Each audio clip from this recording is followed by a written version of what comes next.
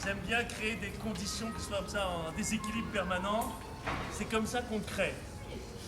Alors, installez-vous, monsieur. Voilà, prenez place. Voilà, on avait dit le prochain qui arrive, il raconte une histoire. Ça tombe bien. Madame, n'hésitez pas, asseyez-vous.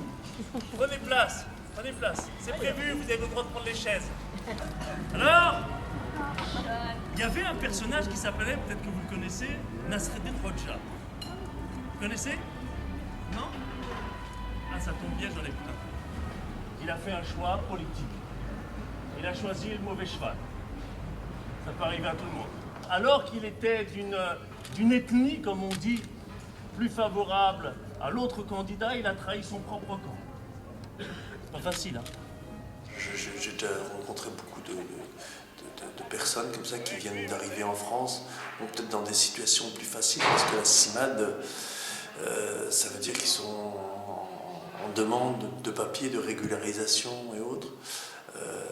Mais quand je les ai trouvés assez en retrait, les femmes avaient envie de parler. Il y avait la femme du Nigeria, elle avait vraiment envie de parler.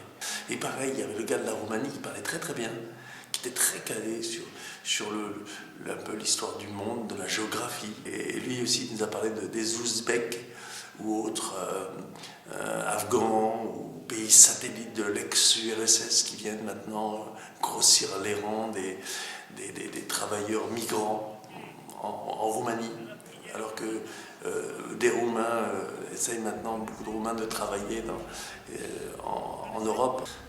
Pareil pour l'Algérie, le Maroc, où il y a de plus en plus d'Algériens et de Marocains qui sont dégoûtés de vivre dans leur pays, les jeunes qui partent, et puis on voit les Maliens, Burkinabés et autres de l'Afrique de l'Ouest qui viennent grossir les rangs des sans-papiers, des gens qui attendent de rebondir, comme le lièvre dans mon histoire. 1h45, c'est les petits qui arrivent. Une classe de CM1, CM2.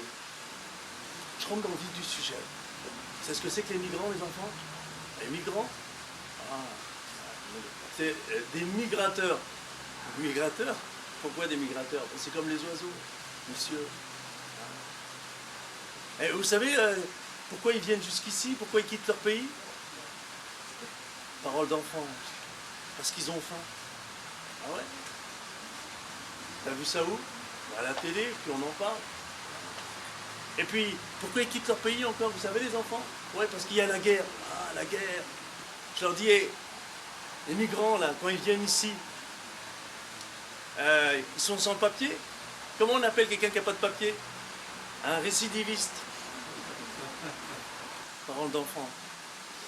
Quand il y a un père qui part et qui laisse ses enfants, il est sur le bateau, le père. Et les enfants, ils sont dans le village. Comment ils restent connectés? Il y en a un qui propose. Il regarde le ciel. Il regarde le ciel? Ouais, la nuit. Il regarde les étoiles. Il regarde le même ciel. Ils sont partis en classe.